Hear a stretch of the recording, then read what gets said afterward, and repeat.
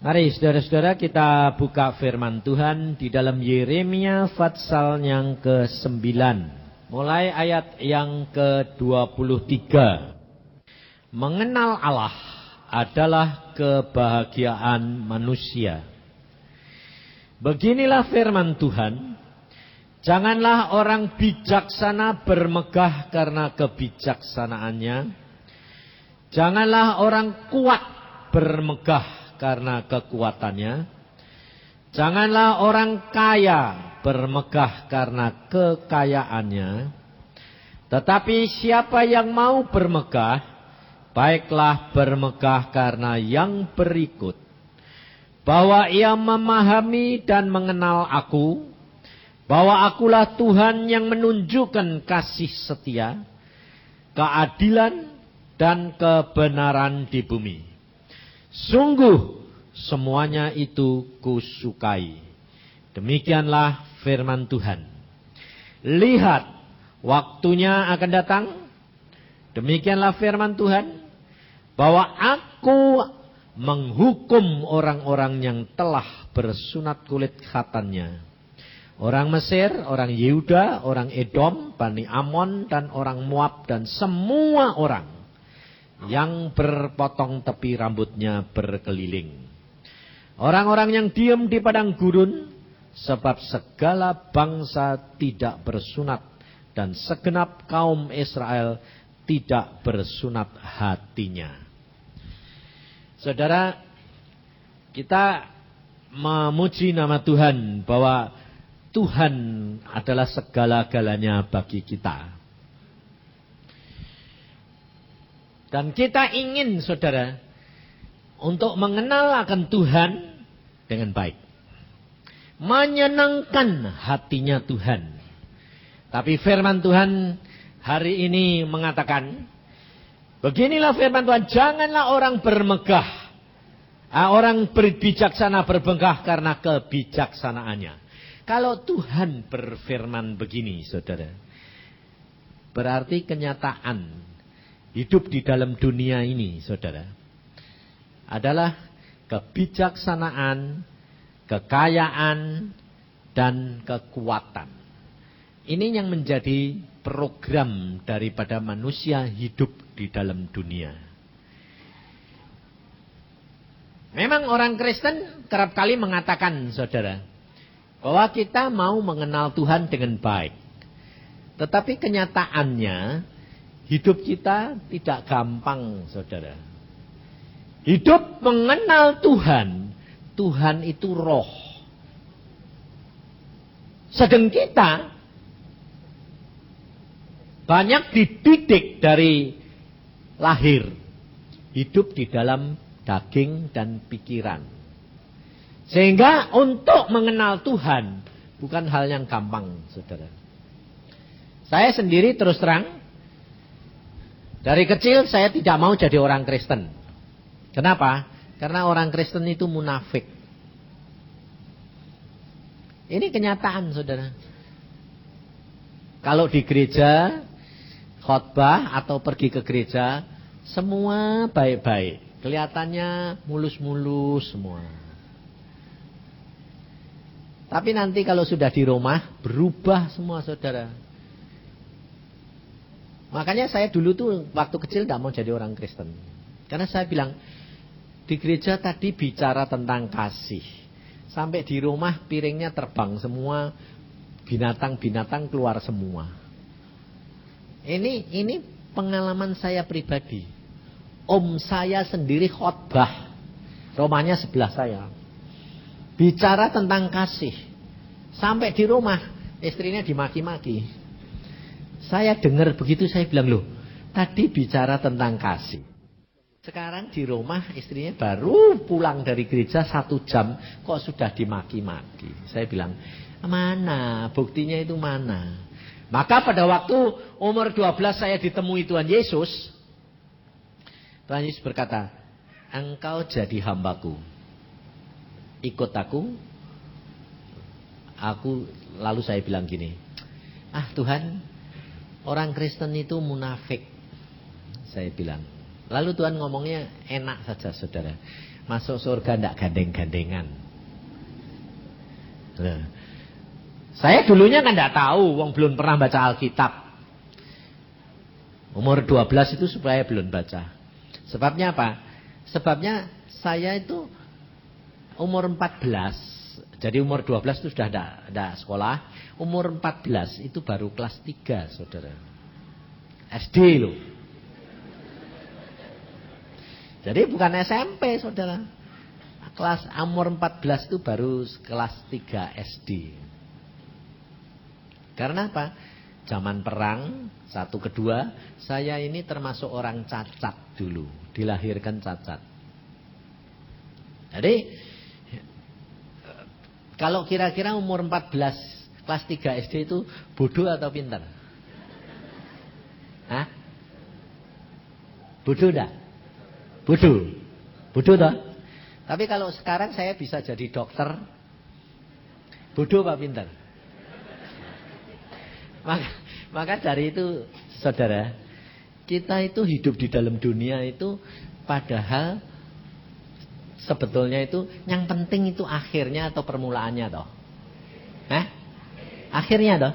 Tapi kenyataannya kalau orang itu di dalam permulaannya itu bodoh, di dalam perjalanannya bisa enggak diharapkan jadi pintar? Bisa kalau di dalam Tuhan. Di dalam Yesus segala sesuatu bisa diubah. Di luar Yesus tidak bisa. Saudara kenal anak saya Iin? Kerap kali khotbah di sini dah. Saudara tidak tahu? Iin itu pada waktu umur 11 itu buta tuli. Lalu dokter bilang apa? Idiot. Kenapa? Karena kena meningitis. Waktu habis jalan-jalan, panas turun, panas dingin, panas dak turun. Kasih antibiotik gak bisa turun. Setelah 2 minggu panasnya itu 41, tes terus, tinggi terus. Teman saya dokter semua datang kasih ada bisa terus dokter bilang gini, teman saya bilang gini, wah nggak bisa ini, anakmu kena meningitis. Nah terus piye nih? Nggak bisa. Nanti dalam waktu 10 hari pasti buta, tuli, idiot. 10 hari kemudian betul, saudara. Padahal pada waktu itu saya doa-doa dengan istri saya, Tuhan berkata gini, stop semua obat. Hanya dengan doa dan puasa anakmu sembuh. Nah, kira-kira kalau saudara dapat firman Tuhan kayak begitu, saudara pikirannya apa? Saudara masuk doa puasa, terus lihat hasilnya apa? Tambah baik atau tambah buruk?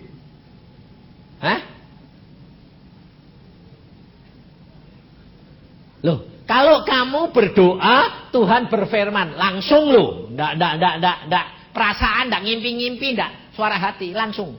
Hanya dengan doa dan puasa anakmu sembuh. Lalu kamu doa puasa seperti yang saya lakukan. Pikiranmu hari pertama, hari kedua, hari ketiga tambah baik atau tambah jelek? Harusnya tambah. Nah, itu pikiranmu. Tapi kalau Tuhan tidak gitu. Makanya itu saya bilang apa? Engkau tidak kenal Tuhan sih. Kalau engkau mengenal Tuhan, itu pikiranmu bukan pikirannya Tuhan, jalanmu bukan jalannya Tuhan. Kenapa? Karena Tuhan itu gak bisa diduga.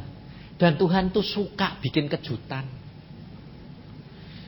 Dan bikin ketegangan. Loh, percaya enggak kamu? Bukti nih, salah satu bukti saya buktikan.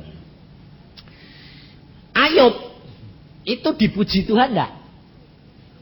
Orang yang saleh, orang yang jujur, orang yang tidak ada orang seperti Ayub di seluruh dunia, di bumi ini. Kata Tuhan loh. Setannya saksi lagi. Loh, setan itu bisa saksi. Jangan kira tidak bisa saksi. Itu orang Kristen itu malah kalah saksinya sama setan. Setan saksi begini. Iya jelas. Wong engkau lindungi. Engkau bentengi. Apa yang engkau lakukan diberkati. Ya jelas loh. Ya kan? Tapi coba supaya waktu Tuhan itu sidang, setan ini datang. Setan datang, dia tanya, iblis, kamu dari mana? Oh, dari putar-putar bumi. Tuhan ini bilang apa? Kamu memperhatikan hambaku Ayub? Oh, enggak ada loh orang kayak gitu. Hebat, jujur, wah saleh, wah luar biasa. Bayangin, setan hati ini panas enggak? Panas enggak? Lalu setan bilang, coba, lepasin perlindunganmu. Pasti nanti dia menghujat kamu. Lalu Tuhan bilang, boleh. Jadi yang cari gara-gara Ayub di. Ayo coba. Yang cari gara-gara Ayub disengsarakan siapa? Iblis apa Tuhan? Nah iya, makanya baca Alkitab nanti kan ngerti. Tuh, Tuhan itu cari gara-gara suka. Makanya kalau kamu itu kenal Tuhan, saudara, oh luar biasa, seneng. Kenapa? Saya itu ngalami dewek. Lalu jalan-jalan biasa, sakit ini loh. Tuhan ini kenapa? Hanya dengan doa dan puasa anakmu sembuh. Kita doa puasa. Tambah hari tambah buta, tuli. Malah, loh papa, lampunya kok kamu matiin sih pak? Kok padang kok mati matang. Nah, saudara coba renungkan. Itu kalau saya tidak kenal Tuhan, shock enggak? Ngomel enggak? Kalau ngomel, kayak bangsa Israel, dijanji tanah Kanaan, di tengah jalan bilang, mana madu, mana susunya, air jada ada. Akhirnya malah Tuhan jengkel, marah enggak? Padahal yang bawa bangsa Israel muter-muter di padang gurun itu siapa tuh? Tuhan. Sengaja enggak? Tapi kalau manusianya itu bangsa Israel ngomel, Tuhan ini marah enggak? Kamu kalau enggak mengenali Tuhan, kamu kena marah terus.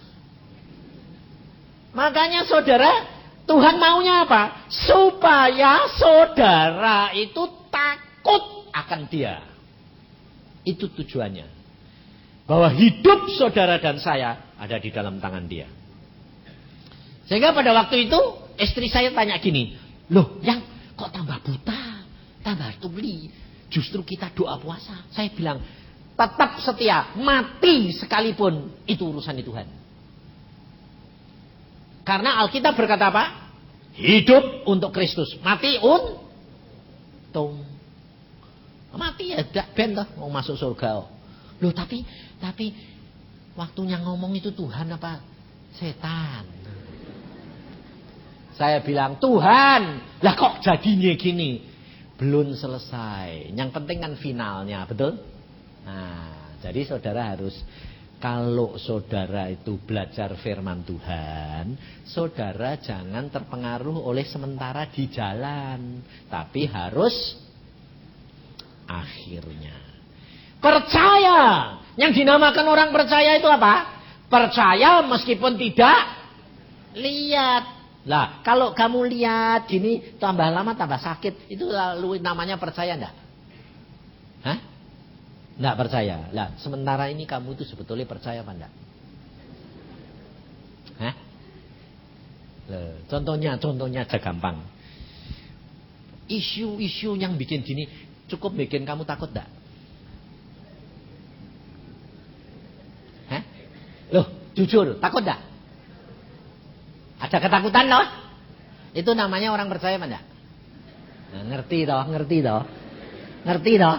Nah, ya, makanya itu, kalau kamu takut, itu nanti tenggelam. Rugi, saudara. Yang kamu takuti itu apa? Kenapa? Karena kamu bayangin kalau peristiwa yang terjadi sama orang-orang itu kena kamu, betul? Yang suruh kena kamu itu siapa? Kok kamu bayang-bayangin? Nanti malah seperti kamu iman nih. Karena Alkitab berkata di dalam kitab Ayub, apa yang aku takutin justru itu yang kena kepada saya. Jadi saudara tidak perlu takut. Kenapa? Tiap orang itu punya jatah sendiri-sendiri. Kalau itu buat dia, ya kena dia. Belum, tidak bakal kena kamu. Tapi kalau sudah jatahmu, ya kena kamu. Lah, jangan bayangi. Lah kalau, loh. Lalu makanya, lalu di koran ditulis apa saudara? Wanita-wanita beli celana besi. Loh, betul lah. Di koran ada toh? Harganya mahal lagi. Jadi orang-orang yang pikirannya bisnis pintar itu. Ini kesempatan perempuan-perempuan takut dibikinkan celana besi. Lalu saya baca komentarnya luar biasa. Perempuan yang baru pakai, wah saya jadi kepercayaan saya, harga diri saya lebih kuat. Saya bilang bodoh. Karena apa? Dia gak mikir. Ya pada waktu dia pakai itu dia bilang aman. Coba kalau sudah kepengen kebelet kencing atau perutnya sakit, nyetel kuncinya lupa, ngompol saudara. Sebab pada waktu sedang kebelet, ini pikiran jalan enggak? Nomor lupa, kebelet ngompol saudara. Coba saya. Dan orang-orang itu tidak ada. Kalau kamu pakai gitu, kakimu dipotong, digeser. Wong orang kejemis sudah bukan manusia, betul? Itu setan. Jadi saudara, jangan mencari proteksi, perlindungan kepada apa? Manusia. Karena Alkitab berkata terkutuk orang yang berharap pada manusia. Tapi saudara harus menyadari, kalau saudara dan saya itu menjadi anak Tuhan, Alkitab sudah mengatakan tadi, orang bijaksana jangan bermegah karena kebijaksanaannya. Hari-hari ini, zaman-zaman ini membuktikan orang pintar ekonomi semua kacau. Ya kan? Tidak ada yang bisa diandalkan. Indonesia tahun yang lalu masih jayanya kayak gitu. Tahun ini amblek. Mundur berapa puluh tahun.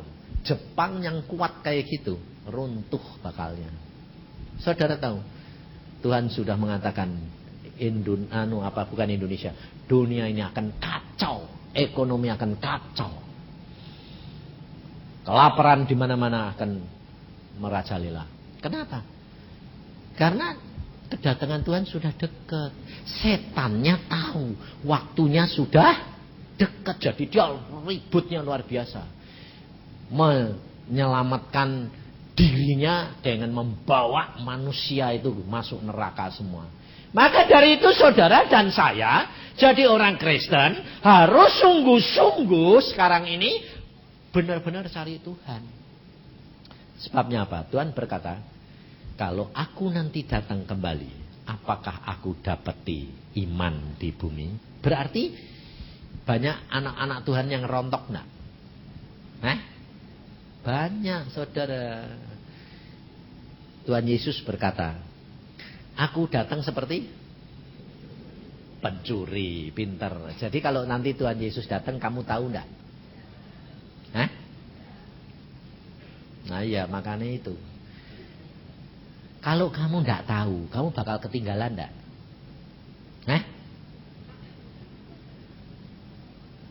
Kalau Tuhan Yesus berkata, aku datang seperti pencuri, itu bukan buat kamu. Itu buat orang dunia. Tapi buat anak-anak Tuhan, tahu, saudara. Kok tidak tahu itu piye toh? Nah kalau kamu tidak tahu ya kamu ditinggal, betul?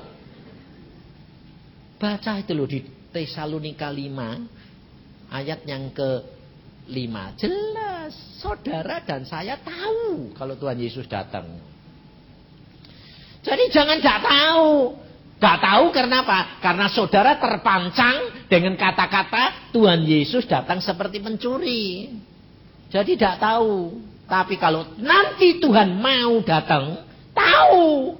Jadi kalau Tuhan Yesus datang tahu. Sebab Alkitab yang ngomong bukan saya. Dan itu dibuktikan saudara. Coba lihat di dalam 1 Tesalonika 5. Jadi saya kasih tahu supaya saudara jangan bilang tidak tahu. Kalau tidak tahu ketinggalan gue nanti. Ayat 4 mulai. Tetapi kamu, saudara-saudara, kamu tidak hidup di dalam kegelapan, sehingga hari itu, hari apa itu? Hari kedatangan Tuhan, tiba-tiba mendatangi kamu seperti pencuri. Karena kamu semua adalah anak-anak terang dan anak-anak siang. Jadi kalau Tuhan nanti datang seperti pencuri, kamu tahu enggak kalau Tuhan nanti datang? Tahu. Jangan bilang enggak tahu lagi loh ya. Nah, makanya taunya bagaimana? Ayo. Taunya bagaimana? Siapa yang ngasih tahu kamu? Hah? Roh Kudus. Contohnya coba. Pada waktu Sodom dan Gomora mau dimusnahkan oleh Tuhan. Tuhan ngirim malaikat enggak? Ngasih tahu siapa? Abraham. Setelah ngasih tahu Abraham, ngasih tahu siapa? Lot. Loh, itu anak-anak Tuhan, saudara. Jadi Tuhan Yesus akan datang seperti pencuri. Tapi kalau Tuhan nanti mau datang, hari itu kamu dikasih tahu enggak? Siapa yang ngasih tahu? Roh Kudus. Kenapa kok dikasih tahu? Karena Roh Kudus ada di dalam diri kita. Tapi bagaimana ngomongi? Nah, itu masalahnya. Lah kalau kamu enggak tahu caranya Roh Kudus ngomong piye? Ayo. Nanti kamu dikasih tahu, kamu bilang, "Mosok." Makanya adik Tuhan. Nah, saudara itu pernah enggak? Jadi orang Kristen, kalau malam tidur, pagi-pagi jam 2, jam 3 kadang-kadang dikagetin. Kaget. Pernah enggak? Pernah. Terus kaget terus apa?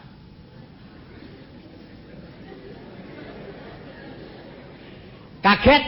Oh, ada kok kayaknya dibangunin orang. Tapi enggak apa-apa. Tidur. Tidur lagi pas sembahyang? Tidur lagi. Nah, ya itu. Padahal saudara tahu, kenapa kok kamu kerap kali dibangunkan tengah malam? Sebab itu Roh Kudus mau melatih kamu untuk peka. Jadi kalau nanti Tuhan Yesus datang tengah malam, kamu siap. Karena kalau dibangunin, bangun terus sembahyang. Tapi kalau bangun terus, tinggal we. Ketinggalan tenan nanti. Maka dari itu saudara, Alkitab ini harus kamu pelajari benar-benar. Saya itu dibangunkan Tuhan setiap pagi itu jam 2, jam 3 itu berapa? 30 tahun yang lalu. Tuhan bilang, bangun, bayang. Tidak ada apa-apa Tuhan. Ya tidak apa-apa. Kenapa sih? Kok pagi-pagi saya bilang?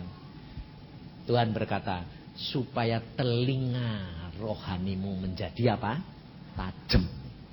Baca di dalam Yesaya 50 ayat 4 dan 5. Maka dari itu mulai hari ini kalau dibangunkan pagi, bangun sembahyang. Ngantuk-ngantuk ya, tapi harus mau belajar, berlatih. Supaya apa? Supaya jangan sampai saudara nanti itu ketinggalan. Dan saudara belajar peka terhadap suara pimpinan Roh Kudus. Di dalam Yesaya 50 ayat 4 jelas toh? Tuhan Allah telah memberikan aku pertama lidah seorang murid, terus bawahnya apa? Setiap pagi iya Tuhan mempertajam apa? Pendengaranku, supaya aku dapat mendengar seperti seorang murid loh. Jadi kalau saudara dan saya itu tiap pagi dibangunkan Tuhan, suruh sembahyang, itu supaya telingamu ini jadi peka. Ngerti? Karena apa? Karena seharian itu yang didengerin itu loh, gosip segala macam, tetek bengek kotor. Jadi tiap pagi itu dikoroin sama Tuhan, biar jelas gitu loh. Ngerti?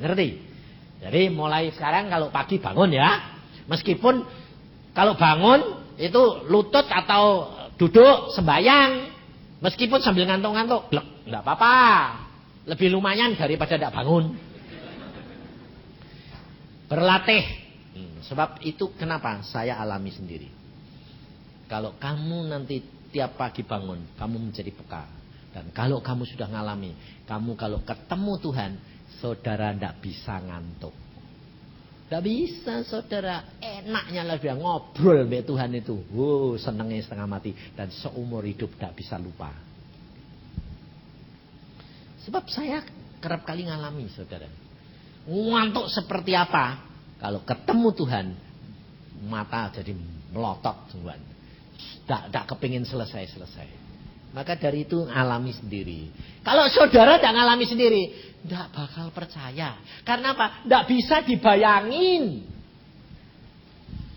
Maka seperti yang saya alami sendiri itu. Iin tambah lama, tambah buta, tambah tuli. Gendeng, idiot. Sampai bilang, oh sebentar lagi mati. Teman saya sendiri bilang, waduh sebentar lagi mesti buta, tuli, idiot atau mati. Betul saudara. Hari ke-10 saya sudah puasa. Tambah jadinya apa? Bilang gini, Papa aku mau pulang, mau mati. Nah saya sedang dikerja, di tempat kerja. Saya dengar suara sendiri saudara. Anakmu mati, anakmu mati. Tapi itu suara setan bukan Tuhan. Saya bilang mati ya ben. Hidup milik Tuhan. Nah karena saya terpengaruh dengan anakmu mati, anak mati, saya sampai rumah. Papa saya itu engkongnya itu di rumah. Saya itu ndak latah. Sudah mati. Wah. Saya dimaki sama bapak saya. Bapak edan. Wong kita ini sembahyang supaya anakmu hidup kok malah sudah tanya sudah mati. Saya bilang, wah maaf. Keterucut. Kenapa? Karena ada suara di telinga terus anakmu mati, anak mati. Jadi aku ya tanya sudah mati. Lalu saya masuk jam 2 itu pulang dari kantor, saya bilang gini. Tak jauh. Aku mau pulang. Oh ya. Jam berapa? Jam 3 saya bilang, yuk saya doakan. Saya doa. Tuhan, kalau anak harus pulang, silahkan pulang. Bisa? Lihat anak perempuan cuma 1 loh. Mau mati, bisa? Tidak bisa toh? Ya, karena kamu belum mengenal Tuhan secara pribadi. Istri saya juga nangis terus. Makanya pada waktu itu saya katakan, kamu di luar. Saya mau berdoa sendiri sama Iin. Sebabnya kamu nangis terus percuma, saya bilang. Lalu di situ dia dialog, dia ngomong gini, oh surga enak Tuhan, kalau surga enak aku mau pulang. Sebentar lagi dia bilang, oh setan kamu jahat, enggak Tuhan Yesus baik. Terus ngomong lagi, oh disuruh balik Tuhan, pokoknya aku nurutlah Tuhan. Lalu saya berdoa begini, Tuhan, kalau engkau kasih kembali anakku, aku minta jaminanmu, dia sembuh total. 1, 2, dia sampai akhir hayatnya dia tidak akan terhilang. Akhirnya persis jam 3 das tidur saudara. Lalu saya keluar, bagaimana? Tidur, tidak jadi mati. Tidur jam 3 sampai jam 11 malam. Jam 11 malam Tuhan ngomong sama saya begini, semua berdoa, malam ini aku bertindak. Baru ngomong lagi. Kalau Tuhan belum ngomong, ya belum apa-apa. Terjadinya malah kebalikan semua. Tapi kalau Tuhan sudah ngomong, malam ini aku bertindak. Nah, baru kita doa terus jam 11 sampai jam 2 malam. 3 jam. Belum ada apa-apa. Tuhannya diem terus kita doa, ngucap syukur, muji. Ini masih tidur terus. Terus jam 2 Tuhan bilang, sekarang. Nah, setelah dia ngomong sekarang, mata saya sedang berdoa, tutup mata, mata saya dibuka. Lihat, loh, ada setan 2 di dadanya dia. Oh, kayak kera. Loh, ada kera nih. Aku bilang, Saya bilang, Iblis, kamu dari mana ini? Aku dari Linggarjati, Cirebon. Lu kapan masukmu? Pada waktu anakmu ini berenang di sana. Oh. Lalu saya bilang, dalam nama Tuhan Yesus, keluar. Keluar dia, nempel di punggungnya istri saya. Istri saya bilang, yang di sini nih. Lalu saya bilang, enggak boleh nempel di punggung istriku. Ayo keluar, pulang. Lalu pindah ke kamar sebelah. Enggak boleh, pulang ke tempat asal. Terus pergi. Demikian ini saya usir, saudara. Iin langsung buka gini. Loh, papa, mama, mak, engkong, loh kok kumpul semua? Ada apa? Kamu ada apa? Ada apa? Kamu ini sudah tidak makan, sudah buta tuli kok. Oh ya minta makan dong. Persis kayak pengalaman anak gadis umur 11 itu. Minta makan, kasih bubur halus saya bilang. Sembuh sempurna saudara. Pinter tetap. Nah, besoknya teman saya dokter spesialis anak dia datang. Bagaimana anakmu? Beres. Loh beres bagaimana? Sembuh. Ah mana? Lihat tuh. Dia bilang, Om. Loh kamu sembuh? Sembuh Om, Tuhan.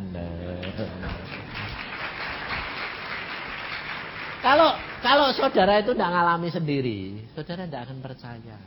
Makanya hidup dia penuh dengan kesaksian. Kenapa? Ini ngalami yo.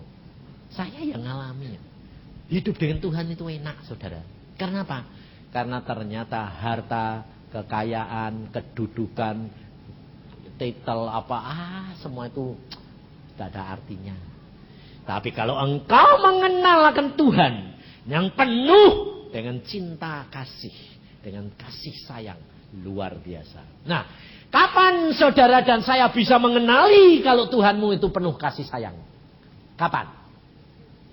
Apa dengan kamu berdoa terus segala suatu permintaanmu diberi, lalu kamu merasa Tuhan itu sayang dan kasih sama kamu? Engkau mengalami, engkau melihat kalau Tuhanmu itu kasih sayang, kalau engkau di dalam kesulitan, ya lah, tidak ada jalan keluar, tidak ada orang bisa nolong, Tuhannya bertindak, betul? Hah? Jadi datangnya Tuhan untuk mengenal kasih sayang harus ada penderitaan, enggak? Dengan peristiwa terjadi seperti Mei, saudara tahu imanmu sampai di mana? Kamu mengenal ukuran kadar imanmu. Maka dari itu saudara, kita harus menyadari untuk mengenal Tuhan. Ada harga yang saudara dan saya harus bayar. Dan kita orang Kristen disiapkan untuk apa? Menanggung derita. Tapi percayalah, Alkitab sudah berkata, kamu tidak akan dicobai lebih dari kekuatanmu. Pada saatnya diberikan jalan keluar. Berarti ada kesulitan enggak? Kepepet enggak? Nah, tapi kalau kamu kepepet baru belum kepepet sampai di sini sudah ribut. Kalau ribut mundur apa cepat, malah cepat. Coba bangsa Israel loh. Belum sampai ribut suruh balik lagi. Belum sampai 40 hari jadi 40 tahun. Maka dari itu saudara menjadi orang Kristen, jangan khawatir. Hiduplah dengan penuh percaya. Bagaimana caranya? Sebab saudara dan saya ini hidup di dalam dua dunia. Dunia daging, dunia pikiran, dan dunia roh. Saudara ini sudah hidup di dalam kerajaan surga apa belum? Ayo gue tak tanyai. Supaya saudara itu belajar Alkitab. Saudara dan saya ini sekarang di dunia ini loh. Sudah hidup di kerajaan surga apa belum? Loh kok banyak diem ini pitoh? Oh jadi yang banyak diem ini gak ngerti gitu ya? Iya dah. Sudah apa belum? Belum. Sudah. Baca Alkitab. Yesus berkata apa? Waktu ditanya, kapan itu kerajaan surga datang? Yesus berkata apa kepada orang Farisi? Kerajaan surga ada di antara kamu Sebab kerajaan surga itu siapa? Yesus sendiri. Jadi kalau saudara dan saya sekarang percaya kepada Yesus, saudara sudah hidup di dalam kerajaan surga belum? Sudah. Sebab Yesus berkata apa? Apa yang kamu ikat di dunia, itu terikat di surga. Jadi apa yang sekarang kamu pikirkan sekarang, itu sudah di dalam kerajaan surga. Jadi saudara sudah hidup di kerajaan surga apa belum? Sudah. Tapi sudah masuk surga apa belum? Nah, belum. Pinter. Nah, saudara, di surga itu nanti ada pintu gerbangnya loh. Dijaga malaikat. Jadi kalau saudara nanti ditanya, kalau di sini kamu belum bisa jawab, sampai di surga pun bisa jawab enggak? Enggak bisa, wong yang terikat di sini terikat di surga. Nah, kalau saudara nanti mati, lalu mau pergi kemana? Surga pasti dah.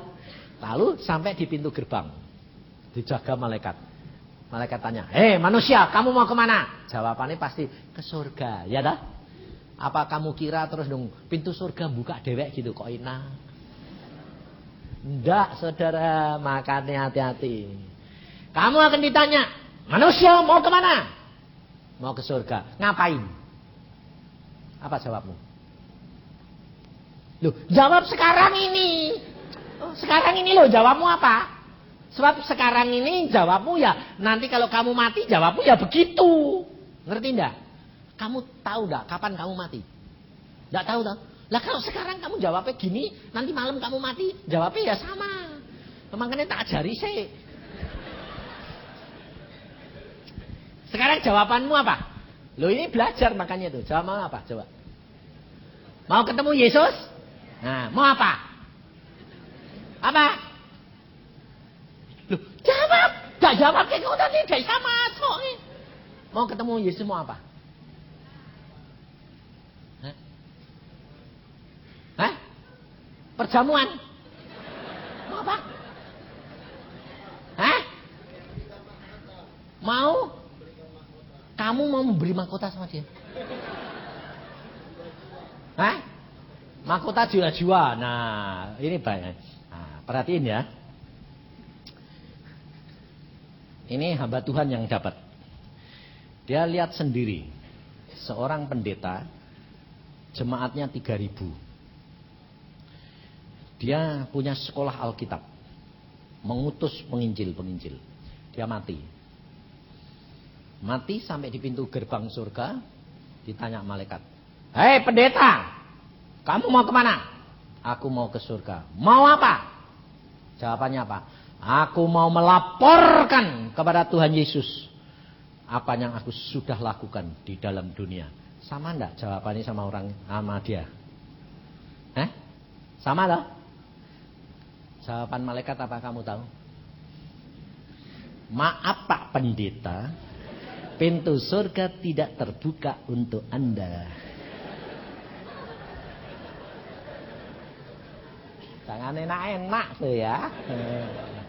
Sebab apa saudara? Pendetanya bilang gini, malaikat, kamu tidak kenal aku. Nanti kayak aku ketemu Tuhan Yesus, saya laporkan kamu. Gue tidak kenal gue ya. Lalu ini pendeta tidak masuk surga, belum masuk. Bukan berarti tidak masuk, belum. Bakal masuk, iya. Nah, dia jalan-jalan di depan pintu gerbang surga karena apa? Nah, belum boleh masuk.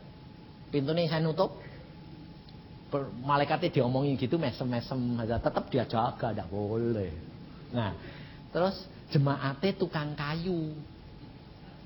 Sederhana, mati. Dia datang, loh Pak Pendeta.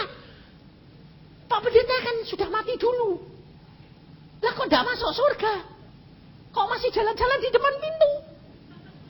Terus pendeta bilang, malaikatnya itu udah kenal aku. Nanti tak lapor ke Tuhan Yesus kok. Loh, lah, ya tapi aku yang mau nyoba Pak Pendeta. Aku tidak boleh apa lagi kamu. Kowe kan jemaatku, aku sih ngajari kamu.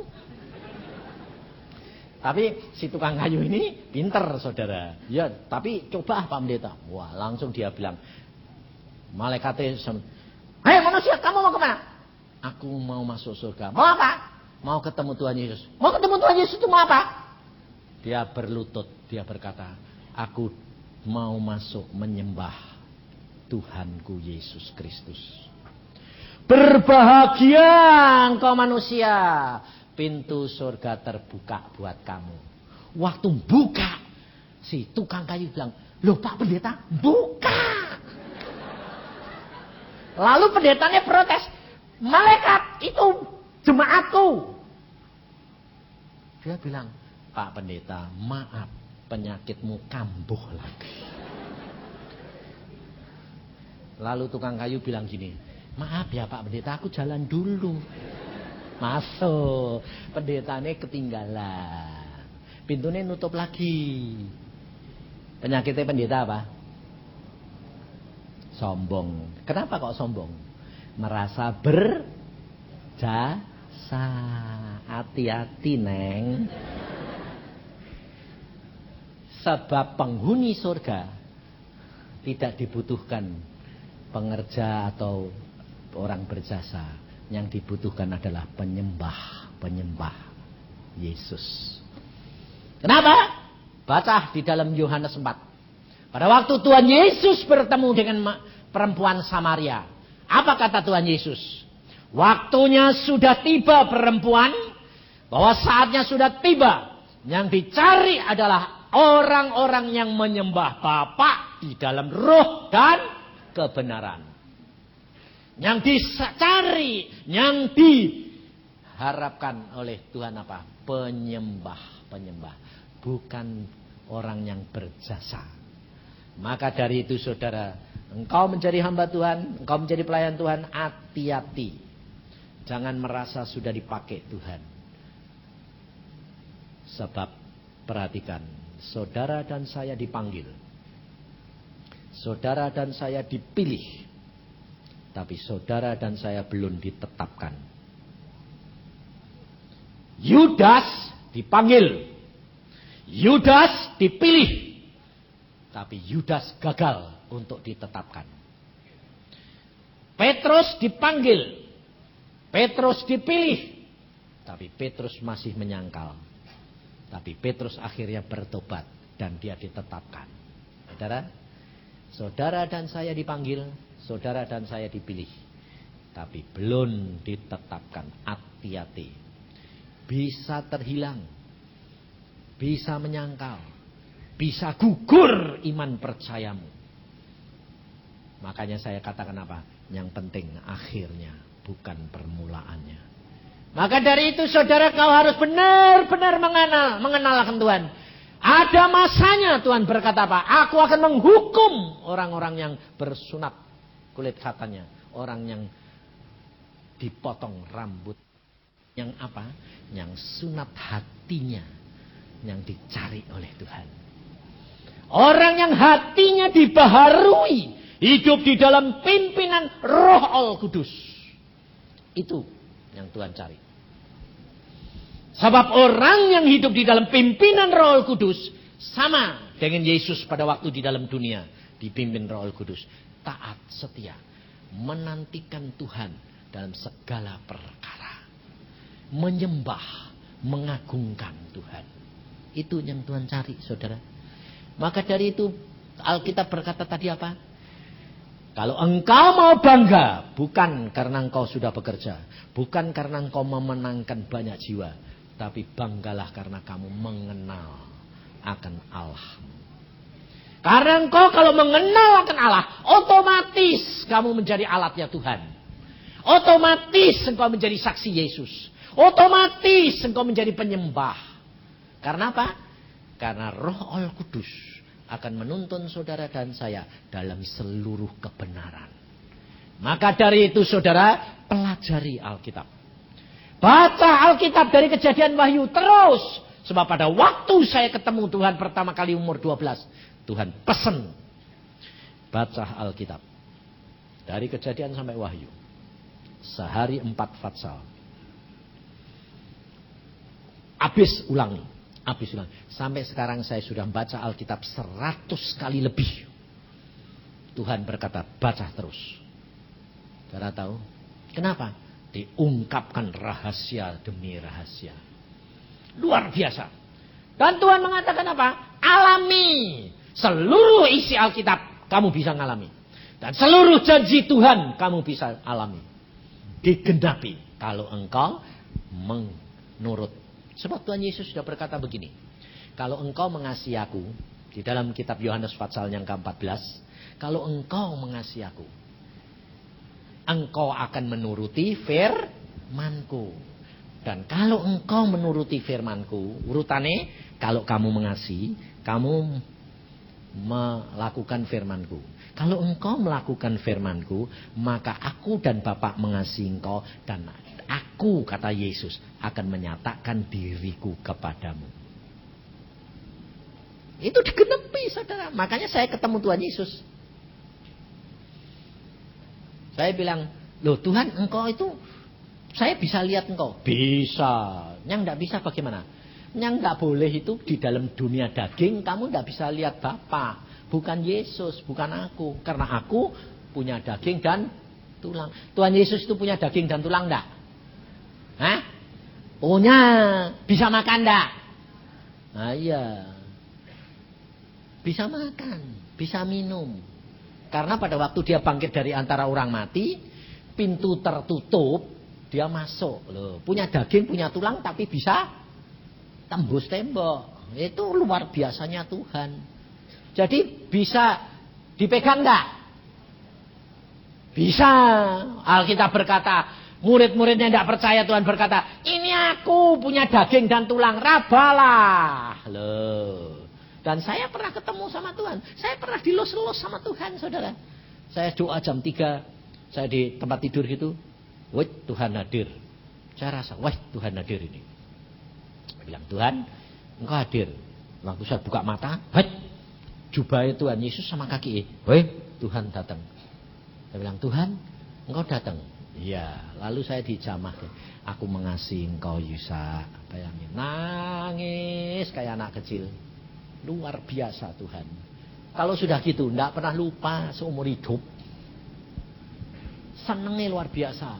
Sayangnya Tuhan itu luar biasa. Loh, ngerti enggak? Alami.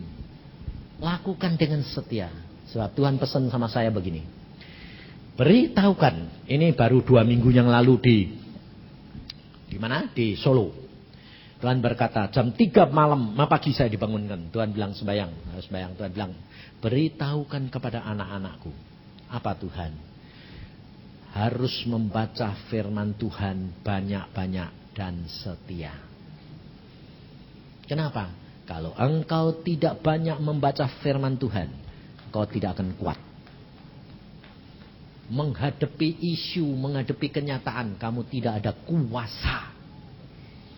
Tapi dengan engkau makan makanan rohani banyak, firman Tuhan banyak, engkau akan punya kuasa untuk menggunakan firman untuk melawan setan. Karena setan paling takut sama firman Tuhan. Dan 2, Tuhan bilang apa? Bangun pagi. Supaya telinga rohanimu menjadi peka. Dan kamu mengambil mana dan embun pagi. Supaya hidupmu terjamin. Ini Tuhan pesan, saudara. Sebabnya apa? Alkitab ini luar biasa. Komplit. Dari kamu belum lahir sampai kamu masuk surga. Ada semuanya. Betul? Sampai obat sembuh.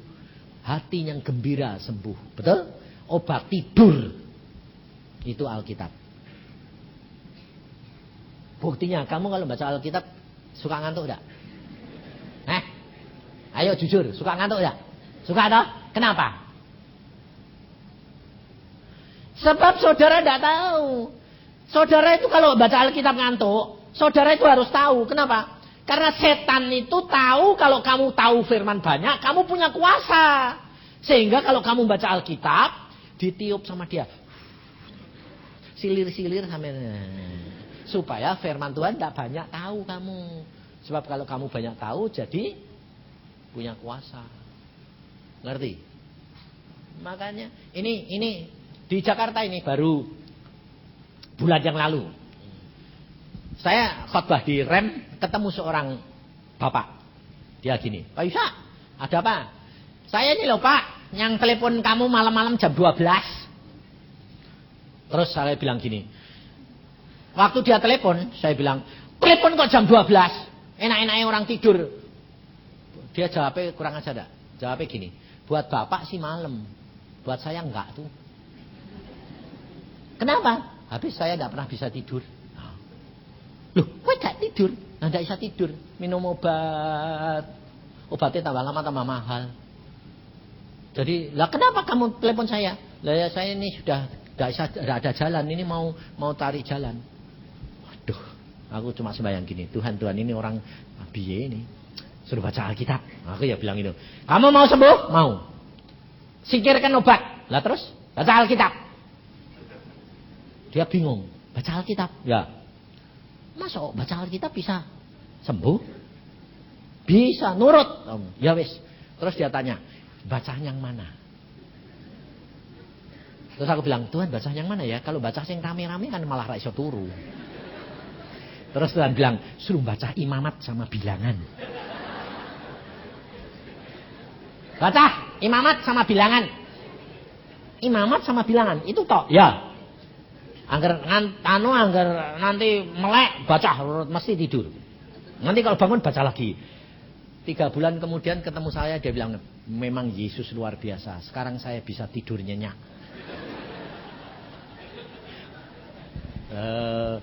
Bukan karena dia baca bisa tidur, tapi nurut firman Tuhan. Ngerti saudara? Lalu dia setelah sembuh, saya bilang, terus kamu bacanya Imamat Bilangan terus? Saya bilang, enggak, sekarang dari Kejadian sampai Wahyu. Tapi aku bebas dari obat. Saudara, Alkitab itu luar biasa. Ngerti enggak? Jadi saudara, alami secara nyata. Jangan takut, jangan khawatir. Apapun boleh terjadi. Alkitab berkata apa? Yesus Tuhan membentengi kamu. Kau tidak akan dicobai lebih dari kekuatanmu. Pada waktunya kamu diberikan jalan keluar. Tidak usah takut apapun. Tentang kesehatan, saya membuktikan. Saya pernah lumpuh total, sembuh sempurna. Saya pernah mati, dibangkitkan Tuhan.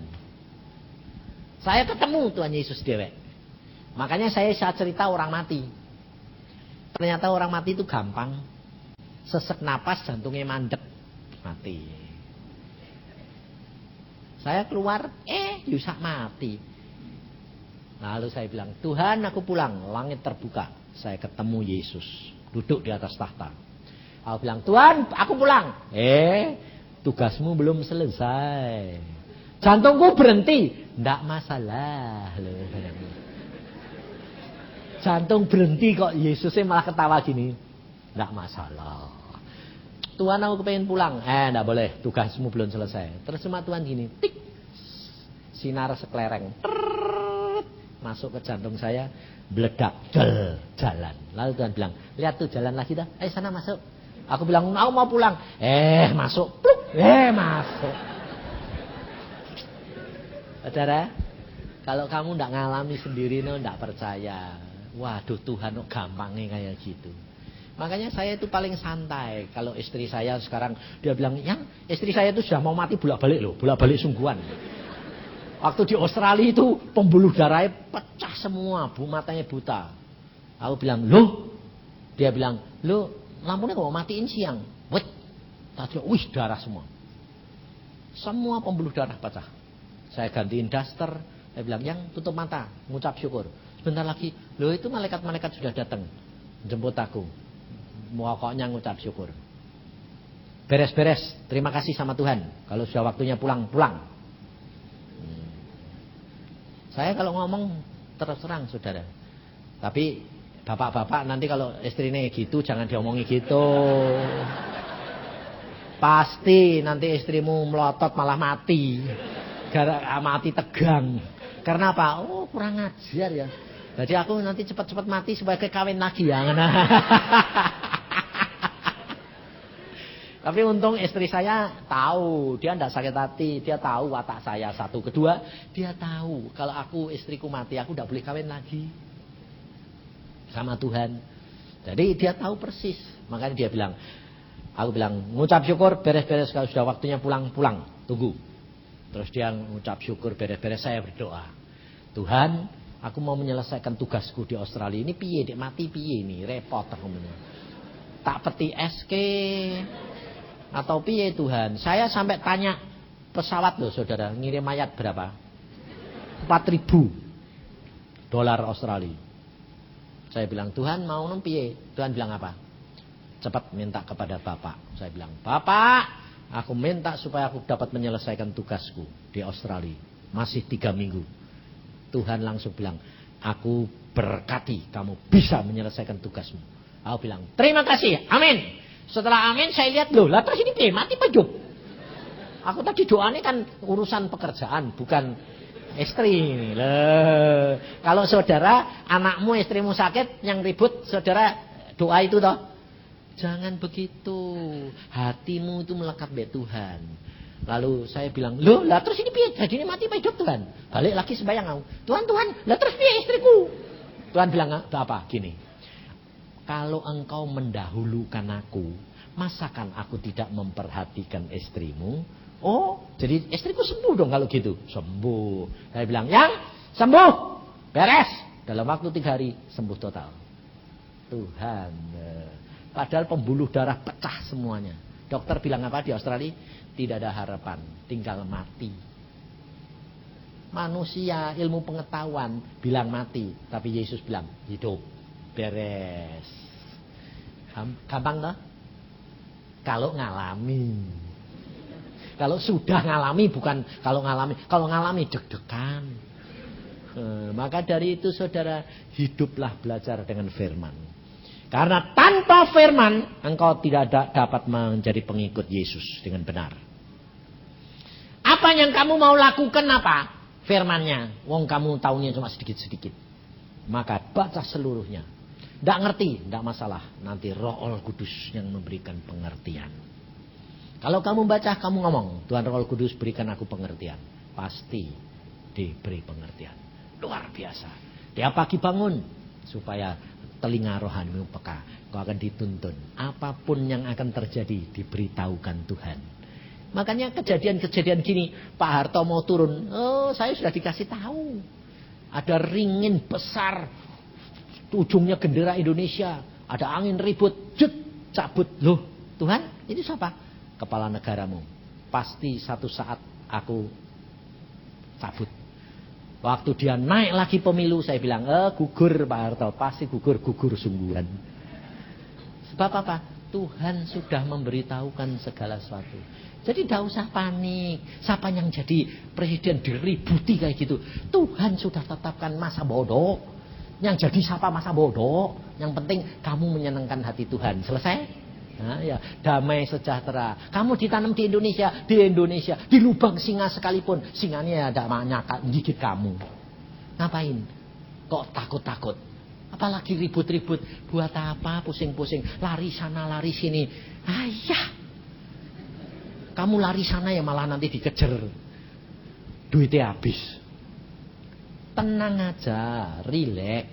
Hidup bersama dengan Yesus. Hidup damai dan sejahtera. Di mana jadi berkat, kemuliaan Tuhan nyata, ya toh? Jadi mulai hari ini bangun pagi ya, baca Alkitab ya. Nah, tidak baca, kowe nanti sudah janji tidak baca, kamu yang dihukum. Nah, maka dari itu engkau nanti akan melihat, lihat, alami, nanti kamu akan melihat kemuliaan Tuhan. Amin. Mari kita berdoa.